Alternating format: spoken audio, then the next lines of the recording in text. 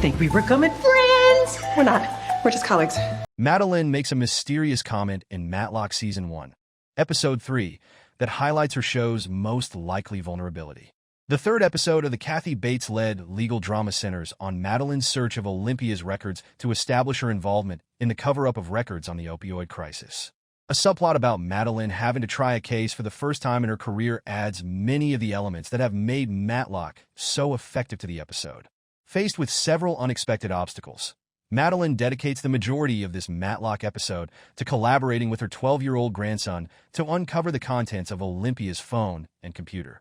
However, she finds herself in court, preventing her from snooping on Olympia's phone during the attorney's trial.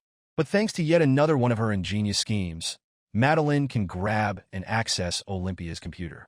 When she discovers the contents of a secret file, she speaks to Alfie in a mysterious manner.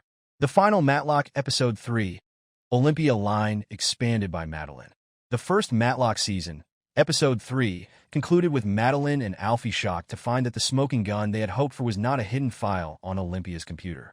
Instead of finding evidence of Olympia's involvement in a cover-up, the pair discovered a voice call from Olympia's late father, wishing her luck on the bar test and expressing his pride in her.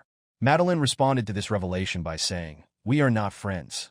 Madeline's response echoes Olympia's remarks during their joint victory dance after Madeline's closing, thereby reinforcing her assertion that they are merely business partners. However, the comment holds far more significance than Olympia's statement. It was evident that Madeline needed to remind herself to maintain her emotional distance, as she understood Olympia's sense of loss when she couldn't retrieve her father's voicemail from the computer she had replaced with her own. Given the reason Madeline is pursuing retribution, her need to remind herself of this is particularly moving. Given that both Madeline's daughter and Olympia's father have passed away, their shared sorrow allows them to connect easily. Moreover, Olympia's use of the tape to inspire herself reminds me of the significance of MWBSB in Episode 2 of Matlock Season 1. But Madeline must work and cannot afford to get caught up in such emotions. Matlock shows how the empathetic side of Matlock could lead to downfall for Madeline.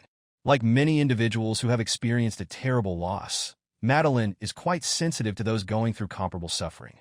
Her empathy is on full display during her closing argument in the case she is asked to try. Although at first she was dubious of the client's allegations of sexual harassment, after considering her own experiences in the workplace, she can powerfully explain why justice in this case is so vital.